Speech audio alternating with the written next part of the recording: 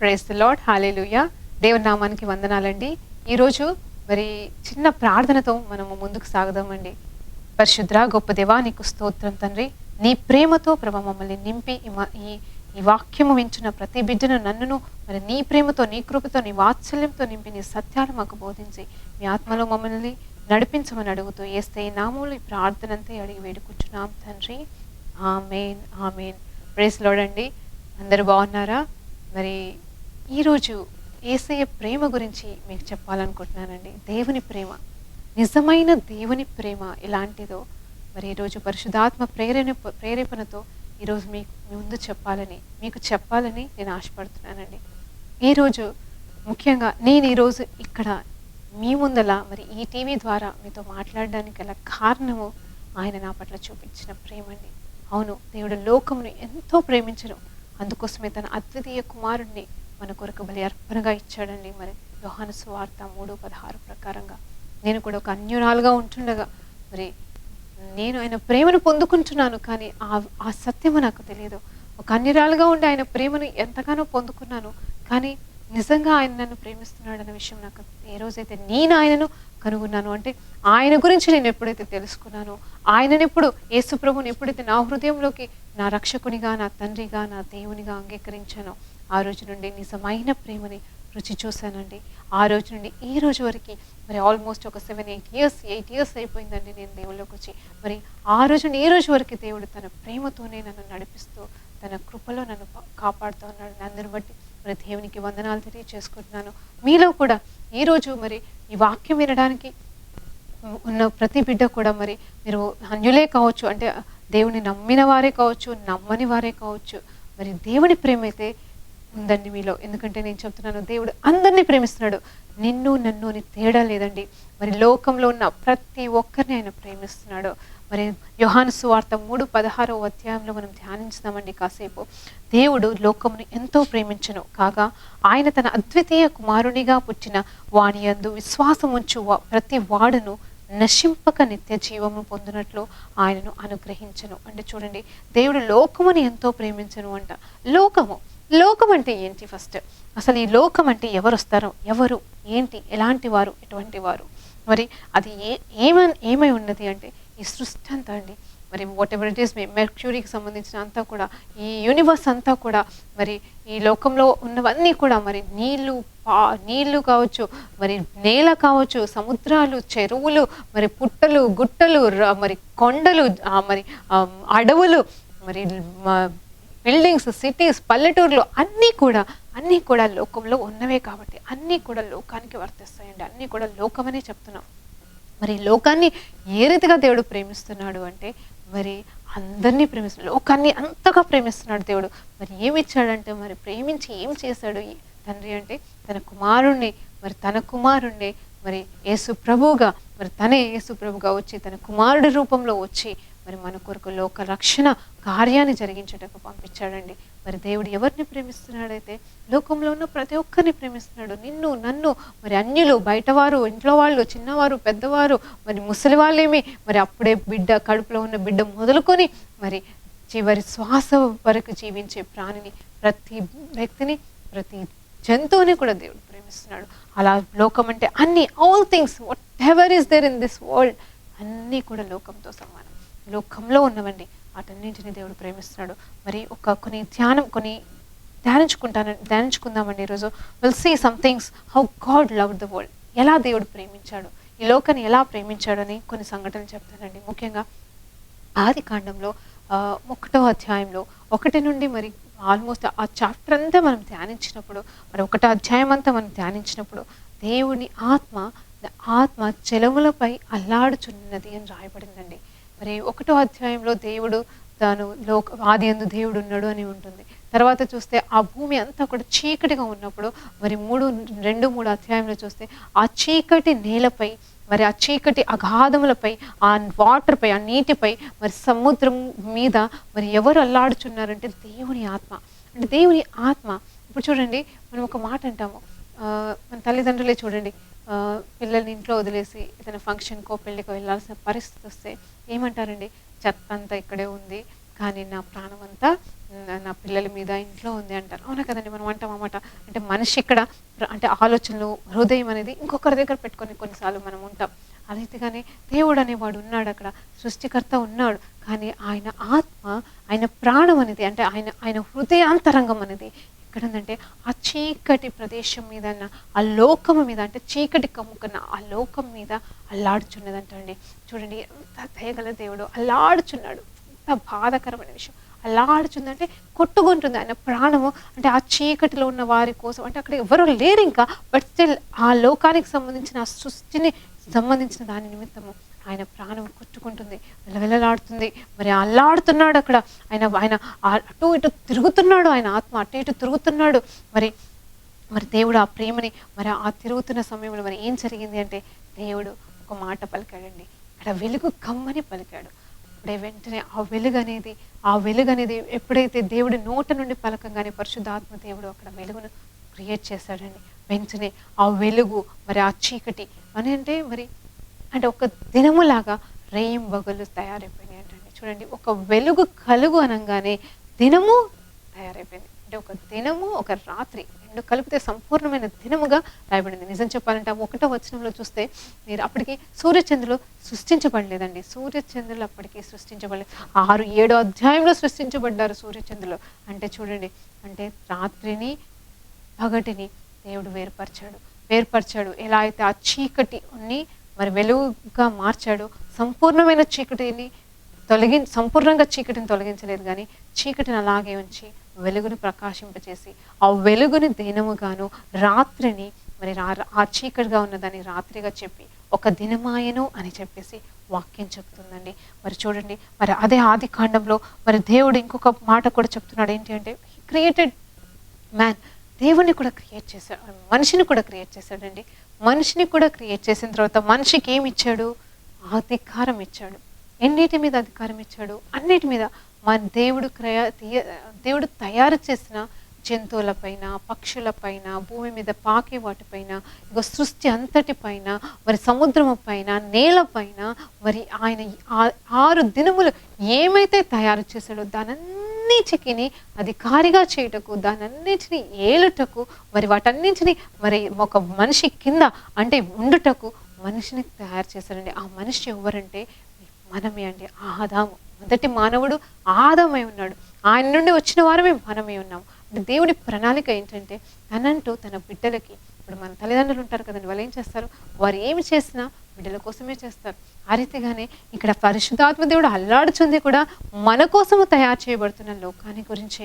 పరిశుద్ధాత్మ దేవుడు మరి ఎప్పుడైతే ఏ వెలుగు కమ్మని పలకగా మరి ఎలా అయితే కార్యం చేసే వెలుగును కలుగ చేశాడు, దినమును కలుగ చేశాడు, సూర్యచంద్రుడు కలుగును గాక అన్నప్పుడు సూర్యచంద్రుడు కలుగ చేసింది పరిశుద్ధాత్మ దేవుడేనండి. మరి ఇదిగో మనము మన రూపంలో మనిషిని తయారు చేద్దాము అని చెప్పేసి తండ్రి, కుమార, పరిశుద్ధాత్మ దేవుడు మాట్లాడుకున్నప్పుడు పరిశుద్ధాత్మ దేవుడే మరి మనిషిని తయారు చేస్తున్నాడండి. మరి ఎప్పుడైతే జీవ వాయువు మరి ఆ తండ్రి నుండి వచ్చిందో ఆ ఆత్మనే, దేవుని ఆత్మనే మనిషిలో పెట్టడం జరిగిందండి. చూడండి, ఎంత గొప్ప వరము ఆదాం పొందుకున్నాడు. దాని నిదర్శనం, దానికి కారణం ఏంటి తెలుసా? దేవునికి మనిషి పట్ల కలిగిన ప్రేమ. ఆ ప్రేమనే దేవుడు మనిషిని చేశాడు. ఆ ప్రేమతోనే మనిషిని చేశాడు. ఎందుకోసం తెలుసా? సహవాసం కోసం. తన కొరకు తనకంటూ ఒక బిడ్డ ఉండాలి అని చెప్పేసి ఆశతో, తనకంటూ ఒక సృష్టి ఉండాలని, తనకంటూ ఒక సంతానం ఉండాలనే ఆశతో మరి సృష్టిని తయారు చేసిన దేవుడు, సృష్టిని ఏలడానికి మరి మనిషిని పెట్టినాడని దేవుడు, సృష్టికర్త. ఎంత గొప్ప దేవుడు అండి. మరి దాని తర్వాత చూడండి, ఇంకొక ఆలోచన చేసాం. కానీ ఆదం నిలుపుకున్నాడా? తనకిచ్చిన పదవిని, నిజమండి, పదవి ఒక రాజుగా, ఒక అధికారిగా, సంపూర్ణమైన దాని మీద అధికారిగా ఇచ్చేసాడండి దేవుడు. మరి అధికారిగా చేసినప్పుడు మరి మానవుడు ఏం చేశాడండి? పాపంలో పడిపోయి దాన్ని కోల్పోయాడు. అధికారాన్ని కోల్పోయాడా? మరి ఏం కోల్పోయాడంటే, అధికారాన్ని కోల్పోలేదు, కానీ దేవుని మహిమని, దేవుని సన్నిధిని కోల్పోయాడు. ఇక్కడ గొప్ప సత్యం ఉందండి. దేవుని ప్రేమను కోల్పోలేదు. చూడండి, ఎంత అపూర్వమైన ప్రేమ ఆ తండ్రికి ఆ మానవుడు, మొదటి మానవుడైన ఆదాం పట్ల ఉంది. అంటే తను పాపం చేసినను కేవలము తను ఏర్పాటు చేసిన సన్నిధి నుండి తన్ని బయటకు పంపించాడే, కానీ సమస్తంగా నాశనం చేయలేదండి. అంత మాత్రమే కాదు, తనకి చొక్కాయి తొలగించి మరి బట్టల రూపంలో బట్టల్ని ఇచ్చి మరి మరి ఇదిగో మీరు ఏళ్ళండి, ఇదిగో బయటికి వెళ్ళిపో, ఇంకా నువ్వు నీ పని నువ్వు చూసుకో అన్నట్టుగా మనము అంటాం కదండి. మరి తల్లిదండ్రుల నుండి మరి నిజంగా అండి, నిజంగా ఒక కుటుంబంగానే మనం మాట్లాడుకోవచ్చు. కుమారుడి ప్రేమ, తండ్రి ప్రేమ మన పట్ల ఎలా ఉందో నిజంగా ఒక కుటుంబంగానే మనం చూద్దాం. ఎందుకంటే మనం ఆయన కుటుంబంగా ఆయన చూస్తున్నాడు కాబట్టి. ఒక తల్లిదండ్రులకి పిల్లలకి మధ్య మనస్పర్ధలు వచ్చినప్పుడు తల్లిదండ్రులు ఏం చేస్తారండి, బాబు నీ బతికేదో మీరు బతకండి, మేము మీకు ఆస్తి ఇచ్చేస్తాము, ఇంకా మీది మీరు వండుకోండి, మేము వండుకుంటాము, మాకు అవ్వట్లేదనో లేకపోతే ఏదో ఒకటి ఆ రీతిగా ఎలా అయితే సపరేట్ చేస్తారో ఆ రీతిగా తండ్రి కూడా అంటే ఆ టైంలో నిజంగా తండ్రి ప్రేమ దూరం అవుతుందా, తల్లి ప్రేమ దూరం అవుతుందా ఆ బిడ్డల పట్ల కాదు, కానీ ఆ ఆస్తిని పనిచేసి మీరు ఉండండి, చల్లగా ఉండండి అని దీవించి పంపిస్తారండి తల్లిదండ్రులు. అట్లనే ఇక్కడ కూడా తండ్రి ఏం చేస్తారంటే, ఇక్కడ కాదు, ఇంకా నా ఇంట్లో కాదు, కానీ ఇంకా నీకు ఇచ్చినాను కదా, నేను అధికారిగా చేసినాను కదా, ఇంకా నీ రాజ్యం నువ్వు ఏలుకో, నీది నువ్వు చూసుకో, కానీ నా ప్రేమ మాత్రం నీకు ఎప్పటికీ ఉంటుంది అని చెప్పేసి ఒక సహవాసము నుండి, కేవలం ఒక తండ్రి సహవాసం నుండి దూరంగా పంపించాడండి ఆదాంని. ఎంత గొప్ప ధన్యతని, ఎంత గొప్ప అర్హతని, ఎంత గొప్ప సహవాసాన్ని, ఎంత గొప్ప ప్రేమకి దూరమయ్యాడండి.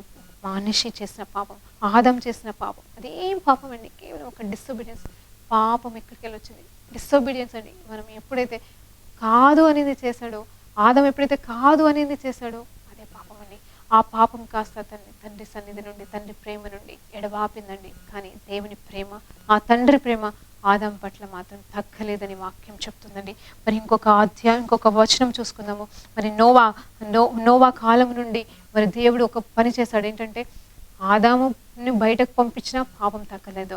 నోవా కాలంలో మరి మనకు తెలుసు పెద్ద ప్రళయం సృష్టించాడు దేవుడు.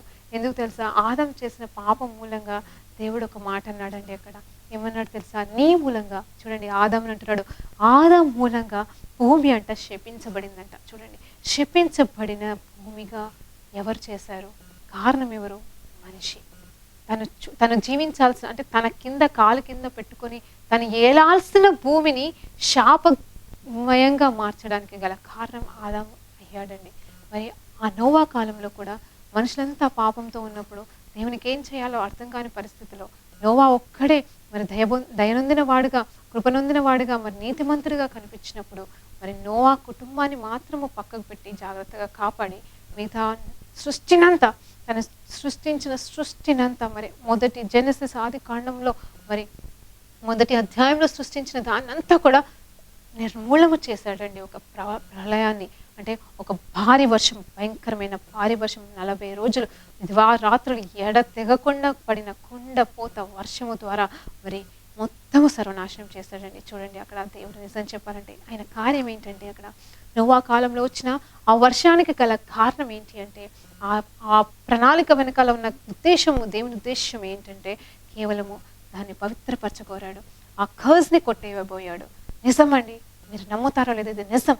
నాకు పరిశుద్ధాత్మ దేవుడు బయలుపరచాడండి, ఇది నిజం. ఎందుకు చెప్తున్నానంటే, ఎప్పుడైతే ఆ వర్షముతో పరలోకం నుండి వచ్చిన ఆ నీటితో ఆ భూలోకం అంతా కూడా ఎక్కడైతే క్లీన్స్ చేయబడిందో, అంటే ఏది కూడా లేకుండా, మనుషులేమి జంతువులేమి అన్నీ కూడా నిర్మూలమైపోయినప్పుడు అంతా కూడా శుద్ధీకరించబడి పవిత్రపరచబడిందండి. ఆయన జలముతో పవిత్రపరచబడింది. కేవలం నోహావు మాత్రమే తన 8 మంది కుటుంబ సభ్యులతోనే, అలాగనే మరి తండ్రి చెప్పినట్టుగా మరి ఒక్కొక్క జంతువుని జంటలుగా మరి ఆ పడవలోకి ఆహ్వానించు అని చెప్పిన ఆ జంతువులు మరియు నోహా కుటుంబ సభ్యులు తప్ప లోకంలో ఉన్నవంతా కూడా నాశనం అయిపోయినారు. పాపం చేసిన వారంతా కూడా నాశనం అయిపోయినారు. ఇది కేవలము తన అంశం, అంటే దేవుడు సంపూర్ణంగా నిర్మూలన చేయలేదు. చూడండి, ఇది దేవుని ప్రేమని ఇక్కడ చూపిస్తుందండి. ఆయన సంపూర్ణంగా నిర్మూలన చేయలేదు, కానీ నిర్మూలన చేసిందంతా కూడా పాపము నుండి, అంటే ఆయన అవలోకంలో ఉన్న పాపాలని, ఆదాము నుండి వచ్చిన శాపాన్ని కొట్టిపడేయడానికి ఆయన చేసిన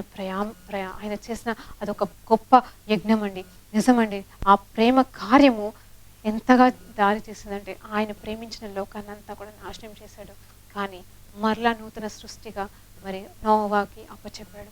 నోవా చేతిలో మరొక్కసారి పరిశుద్ధపరచబడిన లోకాన్ని నోవాకి అప్పచెప్పినప్పుడు ఆయన కూడా మరి మనుషులు, నిజమే మనిషి హృదయం ఎంత మోసకరమైనది అని వాక్యం చెప్పినట్టుగా నోవా తర్వాత కూడా మరలా పుట్టిన జనం అంతా కూడా, అంటే బిడ్డలందరూ, నోవా సంతానం అంతయు, మరి తర్వాత వచ్చిన సంతానం అంతయు కూడా మరలా పాపంలో పడిపోయిందండి.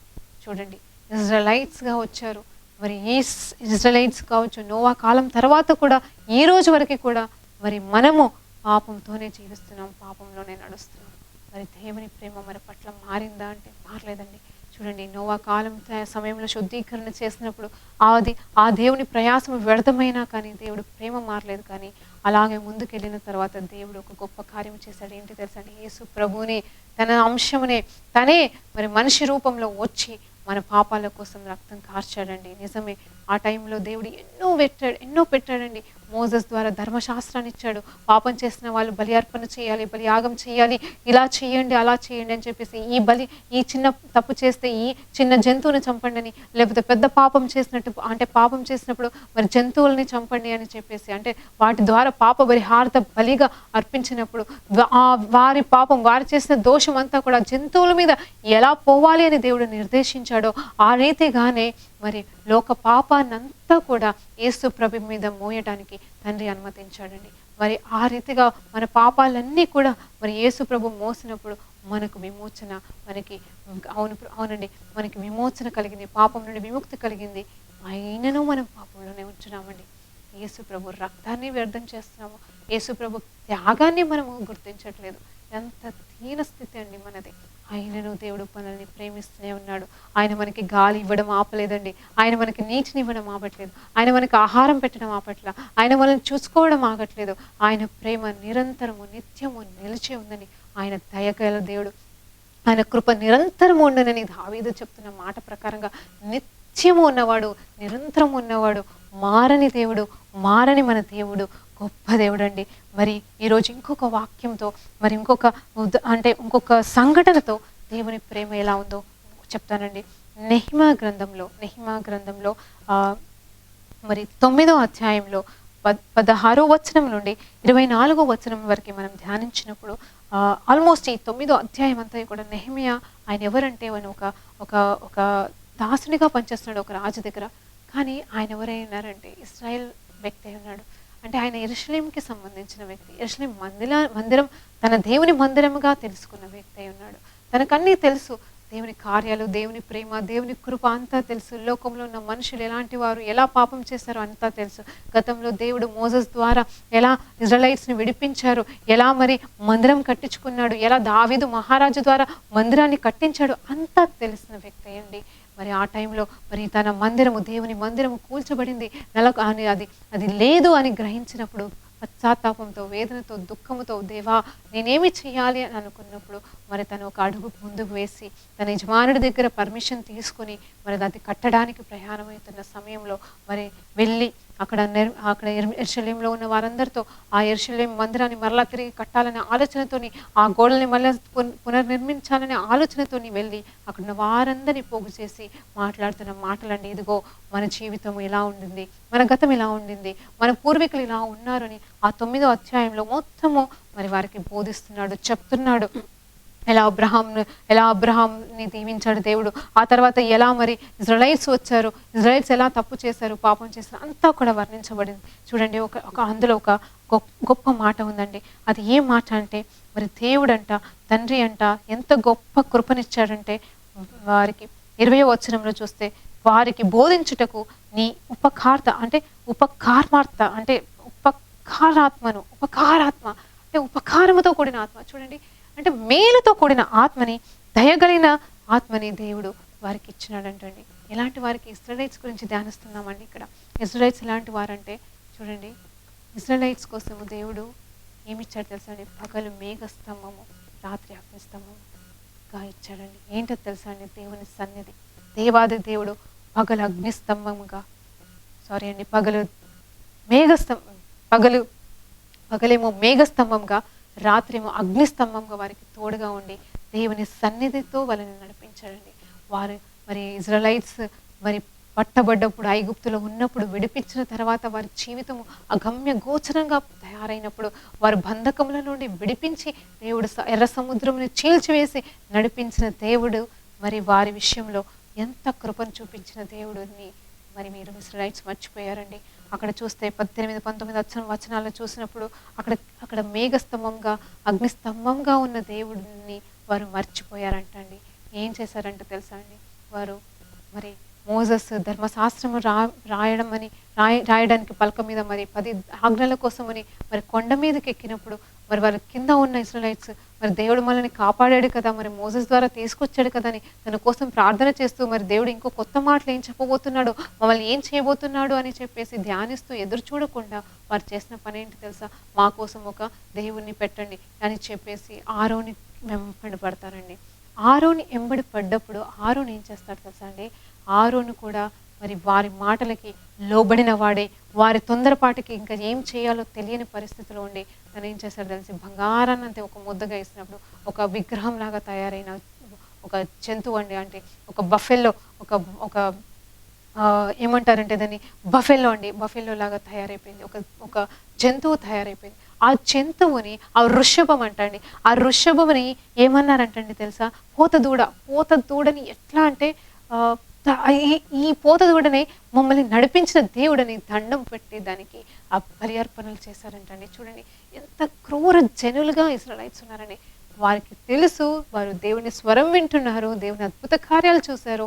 ఐగుప్తులో దేవుడు ఏ రీతిగా వాళ్ళని ఎన్ని రీతిగా వాళ్ళని కాపాడుకుంటూ తీసుకొచ్చాడు. వారి కళ్ళ ముందట అంత పెద్ద ఎర్ర సముద్రము 2 పాయలుగా చేయడం చూసిన అదే మనుషులు మరి ఒక పోత దూడను పట్టుకొని ఇదే మమ్మల్ని ఎర్ర సముద్రంని దాటివేసింది, ఇదే మమ్మల్ని ఐగుప్తు నుండి తీసుకొచ్చింది అని చెప్పేసి భయంకరమైన మాటలతో మరి వాళ్ళంతా క్రూరమైన మనుషులుగా మార్చబడ్డారని చూడండి.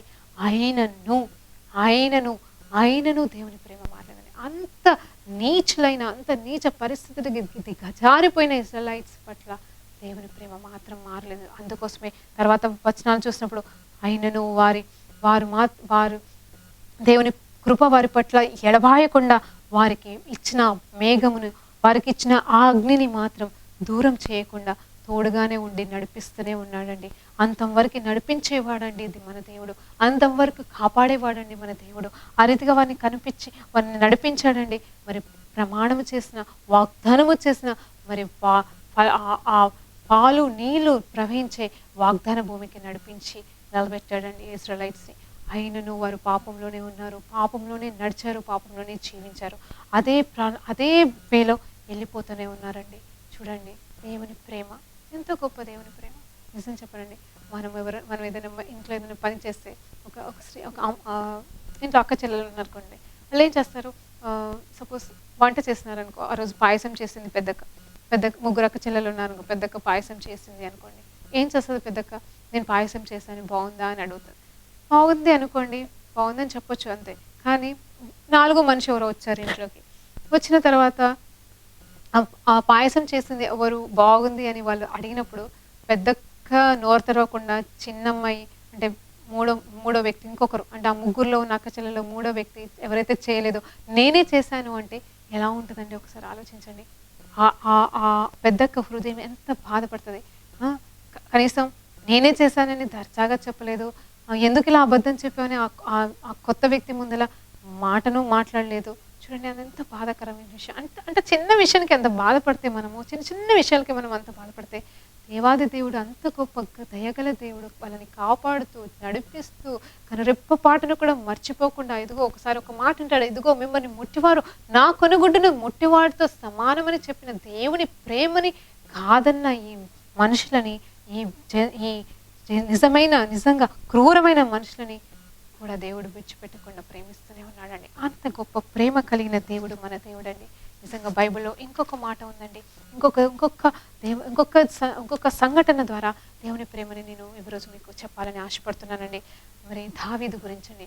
దావీదు మహారాజు చాలా గొప్ప వ్యక్తి, మరి దేవుడికి చాలా దగ్గరగా ఉన్న వ్యక్తే, దేవుడి చిత్తం నెరవేరుస్తున్న వ్యక్తే, మరి హృదయానుసారుడని దేవుడి చేత పిలువబడుతున్న వ్యక్తి. మరి ఆ 2వ సామ్యుయేలు గ్రంథము 12వ అధ్యాయంలో ఒక 11, 12 అధ్యాయంలో చూసినప్పుడు, అంటే 2 సామ్యుయేలు 11, 12 అధ్యాయంలో మనం ధ్యానించినప్పుడు అక్కడ దావీదు జీవితంలో కూడా ఒక సంఘటన జరిగిందంటే ఏంటంటే అది దేవుడు ఊహించలేని సంఘటన అని నేను అనుకుంటున్నాను, కానీ దేవుడికి ఇష్టం లేని సంఘటన అని మాత్రం చెప్పగలను. మరి దేవుడు ఊహించాడా, దేవుడు జరుగుతుందని ముందే తెలుసా, ఆయన ఆది నుండి ప్రణాళిక ఎరిగిన వాడే. కానీ మనం మాత్రము దీని నుండి కొన్ని విషయాలు నేర్చుకోవడానికి మాత్రం పరిశుద్ధాత్మ దేవుడు ఆ గ్రంథంలో రాసి ఉంచాడని నేను నమ్ముచున్నానండి. చూడండి దావీదు అంత గొప్ప వ్యక్తి, మరి రాజుగా అభిషేకించబడిన వ్యక్తి, మరి నిత్యము దేవుని స్తుతిస్తూ కీర్తనలు రాసిన వ్యక్తి మరి ఒక పాప పరిస్థితిలో ఉన్నాడండి. ఏ పాప పరిస్థితి అంటే మరి బెత్సెబా అనే స్త్రీతో పాపము చేసిన పరిస్థితి. మరి కేవలం ఆమెతో వ్యభిచరించడమే మాత్రమే కాకుండా మరి తన భర్తని కూడా చంపేశాడండి. మరి ఇటు వ్యభిచారము చేశాడు, ఇటు పాపము చేశాడు. మరి ఆ సామ్యుయేలు గ్రంథంలో ఆ రెండో సామ్యుయేలు గ్రంథంలో 11వ అధ్యాయం నుండి చూసినప్పుడు ఆ చివరి వాక్యంలో చూస్తే బై దిస్ డేవిడ్ డిస్ప్లీస్డ్, దావీదు మరి తండ్రిని డిస్ప్లీస్ చేశాడని క్లియర్గా రాయబడింది. అంటే దేవుణ్ణి బాధ పెట్టాడు, దుఃఖపరిచాడు అని క్లియర్ రాయబడింది. చూడండి, హృదయానుసారుడైన దావీదు కూడా మరి పడిపోయాడండి. మరి ఒక మనిషిని దేవుడు అలాగే సృష్టించాడంటే కాదండి, కానీ మనిషిలో వచ్చిన పాపం మనిషిని ఎలా తయారు చేసేసిందండి. చూడండి, మరి దావీదు మహారాజు మరి ఎలా దీవెన పొందుకున్నాడు, ఎలా పశ్చాత్తాపంలోకి వచ్చాడు అంటే తన పరిస్థితి తనకి తెలియలేదండి. తను బెత్సెబాతో పాపం చేశాడు, మరి బెత్సెబా భర్తని చంపేశాడు, మరి తను గర్భవతి అయి ఉన్నది. మరి ఆ సమయంలో కూడా మరి దావీదు మహారాజుకి ఒక విషయం గ్రహించలేకపోయాడు. తను తప్పు చేశానే, అయ్యో నేను దోషం చేశానే, అయ్యో నేను దేవునికి వ్యతిరేకంగా పని చేశానని అనే ఆ సత్యము గ్రహించలేని చీకటిలో ఉన్నాడండి. ఆ టైంలో మరి నాతాను ప్రవక్త వచ్చాడండి.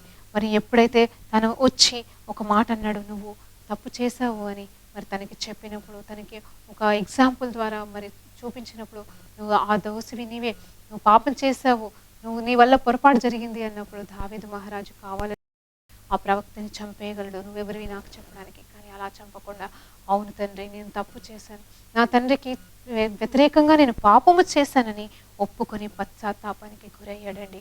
ఆ టైంలో దేవుని మాట, దేవుని కృప, దేవుని వాత్సల్యత ఆయన పొందుకోవాలని, ప్రభా నీ పరిశుద్ధాత్మను నా నుండి దూరం చేయకని అన్నాడు. నా పరిశుద్ధాత్మను, అవును నీ పరిశుద్ధాత్మను నా నుండి దూరం చేయకు ప్రభా, ఇదిగో నేను పాపం చేశాను, అవును నేను తప్పు చేశాను. దావీదు మహారాజు కీర్తన 51లో ఎంతో గొప్ప పశ్చాత్తాప కార్యమును జరిగించినాడండి. మరి ఆయన విషయంలో మరి దేవుడు ఏ రీతిగా కృపను చూపించాడు తెలుసా అండి. మరి ఇజ్రాయేల్స్ అయితే ఇక్కడ పశ్చాత్తాపం అయితే కాలేదు, కానీ ఆయనను దేవుడి ప్రేమ మారకుండా వారిని మాత్రం చేర్చాల్సిన గమ్యస్థానానికి చేర్చారు. మరి ఇక్కడ చూస్తే సామ్యుయేలు గ్రంథంలో మాత్రం దావీదు మహారాజు తన పాపాన్ని ఒప్పుకున్నప్పుడు దేవుడు ఏం చేశాడో తెలుసండి. మరి అదే ప్రవక్త ద్వారా, ఇదిగో నువ్వు చేసిన మొర దేవుడు విన్నాడు, నీ పాపానికి పరిహారం జరిగింది. చూసారండి, నీవు చేసిన పాపానికి పరిహారం చేయండి. ఎంత గొప్ప కృపగల దేవుడు. నీవు చేసిన పాపానికి, ఒక పాపం చేశాడండి, వ్యభిచారము చేశాడు, హత్య చేశాడు, ఆ 2 పాపాలకు సంబంధించిన పరిహారము దేవుడు చూసుకున్నాడు. దేవుడు క్షమించేశాడు. నీ కన్నీటిని నువ్వు కన్నీటిని విడిచావు కదా, నువ్వు పశ్చాత్తాపడ్డావు కదా, అది దేవుడు చూసి నిన్ను మన్నిస్తున్నాడు. కానీ ఇదిగో మీరు చేసిన పాపానికి ఫలంగా వస్తున్న ఆ బిడ్డను మాత్రం దేవుడు బతకనివ్వడు, ఆ బిడ్డను మాత్రం దేవుడు తీసుకుంటాడు అని చెప్పేసి దావీదు మరి బెత్సెబాతో పాపం చేసినప్పుడు, మరి బెత్సెబా గర్భవతి అయినప్పుడు పుట్టిన ఆ బిడ్డని దేవుడు తీసుకున్నాడండి. అంటే అదొక చిన్న శిక్షగా మరి దేవుడు ఇచ్చాడు, అంతేకాని తను మాత్రం పశ్చాత్తాపంలోకి నడిచినప్పుడు దేవుని దీవెన ఇచ్చాడండి. మరి దేవునికి మహిమ కలుగును గాక. ఆయన గొప్ప ప్రేమ అంతే మాత్రమే కాదని చూడండి, మరి దావీదు ఆ తర్వాత బెత్సెబాని పెళ్లి చేసుకోవడం జరిగిందండి. నిజమే, దేవుడిచ్చిన కృప ఎంతదంటే తనని ప్రేమించలేదు, కానీ పెళ్లి చేసుకునేదానికి మాత్రం దేవుడు అనుమతి ఇచ్చాడు. మరి తను వివాహం చేసుకున్న తర్వాత మరి బెత్సెబా సొలొమోన్ని కనిందండి. చూడండి, సొలొమోన్ మహారాజు ఎవరండి? దావీదు కుమారుడు.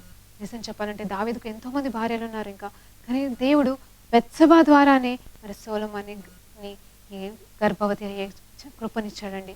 చూడండి, దేవుడు ఎంత కృపగల దేవుడు అంటే బెత్సెబాని క్షమించేశాడు అక్కడ, మరి దావీదును మరణించాడు.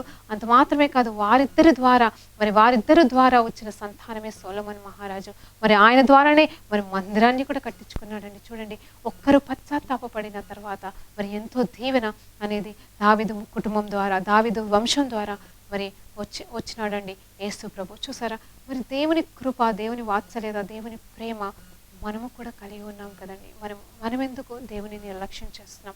ఇప్పుడు దావీదు మహారాజుకి అంత గొప్ప ధన్యత, పశ్చాత్తాపడ్డప్పుడు, మనం క్షమించమని అడిగినప్పుడు ప్రభా మేము తప్పు చేసామో మాకు సహాయం చేయి, మమ్మల్ని మన్నించమని అడిగినప్పుడు దేవుడు ఖచ్చితంగా కనికరించి మనకి కృప చూపిస్తాడండి. అందుకోసమే మనం దేవుడి వైపు చూస్తున్నప్పుడు దేవుడి ప్రేమ వైపు చూడండి, దేవుని కనికరం వైపు చూడండి, కానీ దేవుడిచ్చే దీవెనల వైపు కాదండి. దేవుడు దీవిస్తాడు, మనకిస్తాడు, కానీ మనం ముందు పాపం నుండి బయటపడాలా, పాపం నుండి తొలగించబడాలా, ఆయనకి ఇష్టలుగా జీవించాలి. చూడండి, హృదయానుసారుడైన దావీదు మహారాజు పాపం చేసినప్పుడు, ఇజ్రాయెలీయులు పాపం చేసినప్పుడు కూడా కృపని చూపించిన దేవుడు మన పట్ల కూడా కృప చూపించడానికి ఇష్టపడుతున్నాడండి. ఇదే నిజమైన ప్రేమ అండి, ఇదే దేవుని ప్రేమ అండి. ఆ ప్రేమని శరీరధారిగా వచ్చి మన కోసం రక్తం కార్చి మన కొరకు ప్రయాణము చేసిన వాడండి. ఇదిగోండి 30 సంవత్సరాలు ఒక దేవాది దేవుడు మనిషిలాగా భూమి మీద జీవించడం అంటే సామాన్య విషయం కాదండి. ఆయన తగ్గించుకున్నాడండి మనల్ని హెచ్చించడానికి, ఆయన తగ్గించుకున్నాడండి మనము దేవుని ప్రేమ నుండి, దేవుని సన్నిధి నుండి తొలగిపోకుండా ఉండడానికి. చూడండి, అంత గొప్ప యజ్ఞ కార్యాన్ని మనం తృణీకరిస్తూనే ఉన్నాం. అవునండి, ఈరోజు మీరు వింటున్న వారితో మాట్లాడుతున్నాను, మీరు నిజంగా యేసు ప్రభుని ప్రేమిస్తున్నారా, నిజంగా మీరు తండ్రిని ప్రేమిస్తున్నవారైతే పాపంలో జీవించరండి. మన వల్ల పొరపాట్లు జరుగుతాయి, మన వల్ల తప్పులు జరుగుతాయి. ఇదిగో చూడండి, దావీదు మహారాజు కంటే గొప్ప పాపాలైతే మీరు కొంతమంది చేయలేదేమో, చిన్న చిన్న తప్పులు చేస్తున్నామేమో మరి, కానీ దేవుడు మాత్రం ప్రతి పాపాన్ని పాపంగానే చూస్తున్నాడు. కాబట్టి ప్రతి పాపం నుండి మనం విడుదల పొందాలి. చూడండి, దావీదు మహారాజు సమయంలో యేసయ్య రక్తం లేదు, కానీ మనకి యేసయ్య రక్తం ఉంది. మనం కడుక్కొనడానికి, మనం నిత్యము ఆయనను క్షమించు అని అడగడానికి ఆయన సన్నిధి మనకు ఉన్నది. కాబట్టి ఆయనతో, ఆయనలో, ఆయన ప్రేమలో మునిగి తెలిగి, ఆయన కృపా సత్యంలో, ఆయన బాహులో మనం దాగి ఉండాలంటే నిత్యము ఆయన ప్రేమని ధ్యానిస్తూ ముందుకు సాగుదామండి. మరి ప్రార్థన చేసుకుంటూ ఈ వాక్యాన్ని ముగించుకుందామండి. పరిశుద్ధ గొప్ప దేవా, నీకు స్తోత్రం, స్తుతి, మహిమ, ఘనతయు, ప్రభావం చెల్లించుకుంటున్నాం రాజా. మరి అవును తండ్రి ప్రభా, పరిశుద్ధాత్మ గురించి, పరిశుద్ధాత్మ సహవాసం గురించి మాకు నేర్పించావు తండ్రి. అవును తండ్రి, నీ ప్రేమ, నీ కృప, నీ కనికరము అన్నీ కూడా ఉచితంగా పొందుకుని కూడా ప్రభా మేము నిర్జీవ స్థితిలో ప్రభా నా తండ్రి, మరి నిన్ను చూడలేని పరిస్థితిలో మేము ఉంటుండగా కేవలం నీ పరిశుద్ధాత్మ దేవుడు మాత్రమే, నీ పరిశుద్ధాత్మ మాత్రమే మమ్మల్ని నడిపించి మమ్మల్ని నీలో నిలబెడుతుందని మాకు సహాయం చేసి నేర్పించినావు తండ్రి. నీకు వందనాలు. పరిశుద్ధాత్మ దేవుడా, ఇక మీదట ఈ వాక్యం విన్న ప్రతి బిడ్డని నన్నును దీవించండి, అభిషేకించండి, నీ సన్నిధి కాంతిని మాకు దయచేయమని అడుగుతూ నిత్యము నీ సన్నిధి కాంతిలో ముందుకు సాగుతూ ప్రభా నీ నడిపింపులో ఉండుటకు సహాయం చేయమని అడుగుతూ, ఇదిగో వాక్యం విన్న ప్రతి బిడ్డతో మీరు మాట్లాడని నిత్యము మీ అన్యోన్య సహవాసమును వారికి దయచేయమని అడుగుతూ నజరేయుడైన యేసు ప్రభు నామములో ఈ ప్రార్థనతో అడిగి వేడుకుంటూ పొందుకుంటున్నాం తండ్రి. ఆమేన్. Amen. Amen. Praise the Lord.